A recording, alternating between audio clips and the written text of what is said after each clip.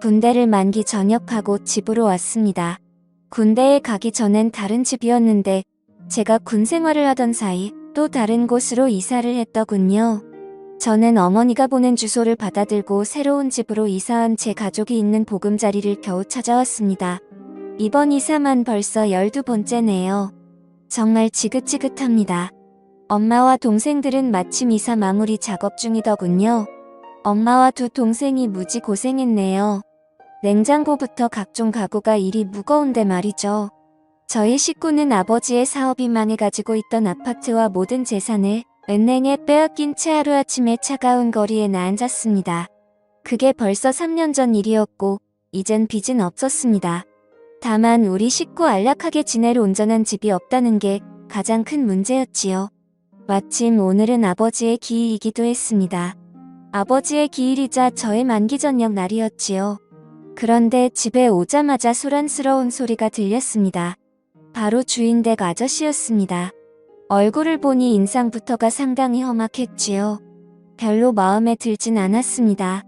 주인댁 아저씨는 저희가 이사 오면서 멀쩡했던 대문이 파손됐으니 이를 저희에게 변상하라고 우겨댔습니다. 제가 뭐라 설명을 해도 멍청한 속이에 격릴지더군요. 그것도 아무런 증거도 없이 막무가내로 우리에게 덮어씌우니 참으로 답답했습니다. 원래부터가 이랬는데 말이죠. 저는 가뜩이나 아버지가 없는 것도 서러운데 하지 않은 일을 했다는 오해까지 받으니 저녁 첫날부터 기분이 별로였습니다. 그래도 어쩌겠습니까?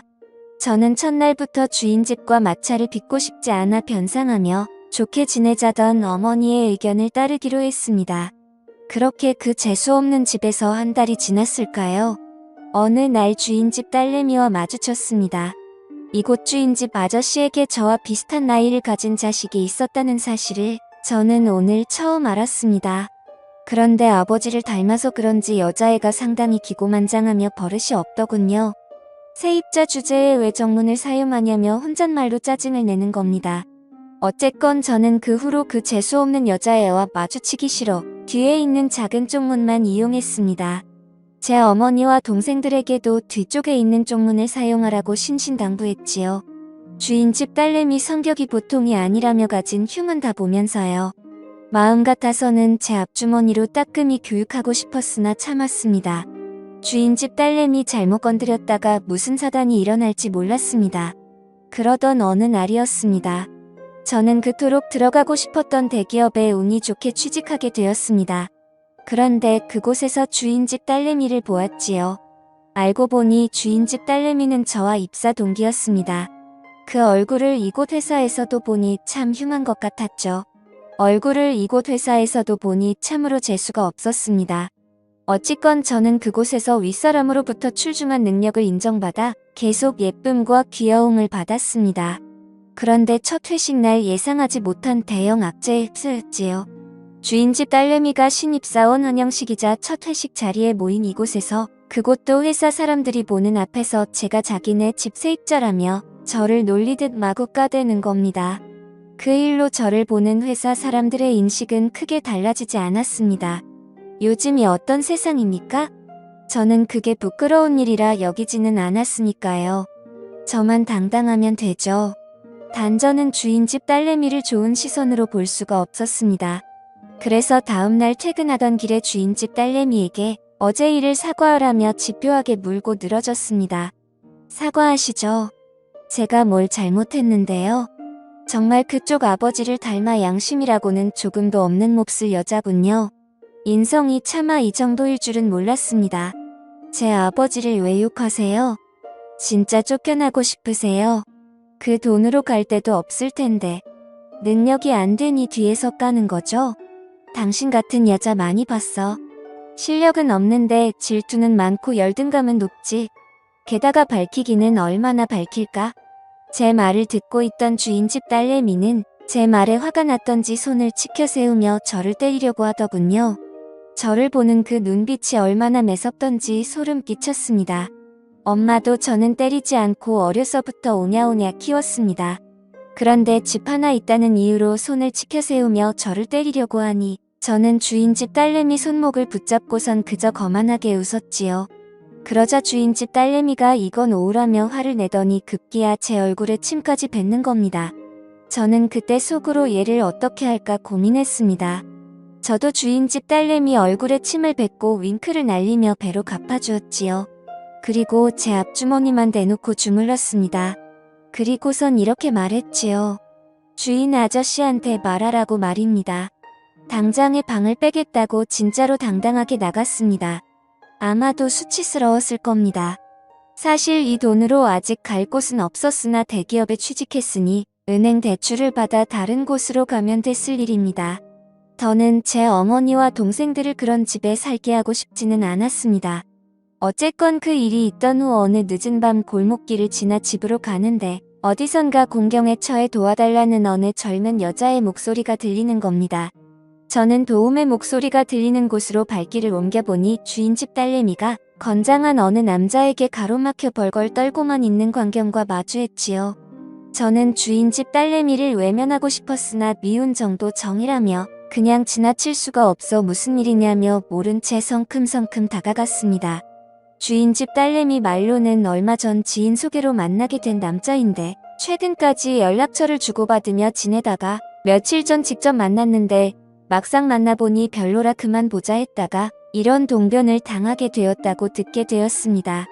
저는 그 남자에게 아무런 사이도 아니면 그냥 갈 길 가라는 소리만 듣게 되었고 저는 마지못해 이 여자와 결혼을 약속한 약혼자라고 거짓말하다가 경찰에 신고하기 전에 꺼지라는 경고까지 날렸습니다. 그렇게 주인집 딸내미는 저의 도움으로 위기에서 벗어났고 그 일이 있던 후 저와 그녀는 회사에서 부쩍 가까워졌습니다. 그래도 서먹하기는 마찬가지였죠. 그러던 어느 날이었습니다. 퇴근하려는데 굵은 소나기가 내리더군요. 주인집 딸내미는 우산을 챙겨왔는데 저는 우산이 없었습니다. 그래서 비가 그칠 때까지 기다렸다 가려는데 간 줄로만 알았던 주인집 딸내미가 저에게 다가와 우산이 크니 같이 쓰고 가자더군요. 저는 없는 살림에 돈을 아끼려고 우산 사는 것도 자제하려고 했었거든요. 어쨌건 저는 주인집 딸내미와 우산을 쓰고 지하철역까지 가는데 그래도 조금은 떨어져 걸었습니다. 그런데 자꾸만 한쪽이 비에 맞더군요. 주인집 딸내미도 한쪽이 젖기는 마찬가지였습니다. 그렇게 우리는 지하철역까지 간신히 왔습니다. 그런데 한쪽이 젖은 주인집 딸내미를 보니 은밀한 옷이 다 보이는 겁니다. 저는 낯뜨거워 시선을 자꾸만 내리는데 이런 저를 보며 주인집 딸내미가 웃더군요. 귀엽다면서요. 어쨌건 우리는 지하철을 타고 집으로 왔고 그 일이 있던 후 우리는 출근도 함께하고 퇴근도 함께하는 친구가 되었지요. 어쩌다 보니 그렇게 되었습니다. 그래도 주인집 딸과 세입자 아들이란 점은 변하지 않았습니다. 어느 날 주인집 딸내미가 술이나 한잔하자더군요. 그러면서 어느 정도 술이 들어가니 호프집에서 저에게 이러는 겁니다. 주인집 아저씨한테 우리 엄마만 욕먹지? 너 되게 비겁하다. 겨우 그런 일로. 그러는 넌 나 만날 수 있어. 너 나 처음부터 싫어했잖아. 아니야. 사실은 좋아했어. 좋아해서 그랬던 거야. 진짜야. 바보. 사실 너 같은 남자는 처음이야. 뭣도 없는데 당당하고 자신감 있는 남자 말이야. 그러면서 주인집 딸내미가 뭔가 수줍은 듯 어필하는 시선을 보내네요. 저는 순간 고민했습니다. 저희 엄마가 주인집 딸내미를 되게 싫어했거든요. 그래도 엄마를 설득하면 될 일이니 어쨌건 주인집 딸내미와 술을 연신 마셔대면서 술에 취해갔습니다. 결국 주인집 딸내미를 데리고 연인처럼 대화를 주고받고 서로가 서로에게 빠져들어갔죠. 그날 이후에 저는 그곳에 살고 있는 주인집 딸내미와 또 우리는 어른들은 모르게 몰래 만남을 계속 이어갔고 급기야 서로가 좋아 결혼까지 약속하게 되었지요. 그리고 우리 둘의 사이를 주인집에 까발리던 날 저는 주인집 아저씨에게 이렇게 말했습니다. 그때 이 집으로 이사왔을 때 대문 망가뜨렸던 거 저 아닙니다. 오래전 일이지만 그래도 사과는 하시죠. 주인집 아저씨는 어처구니 없다는 얼굴로 저와 저의 어머니만 보았으나 사과하라는 자기 딸을 성화에 맞지 못해 정중히 사과하시더군요.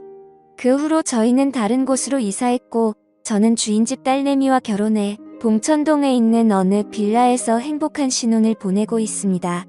제 사연을 읽어주셔서 감사합니다.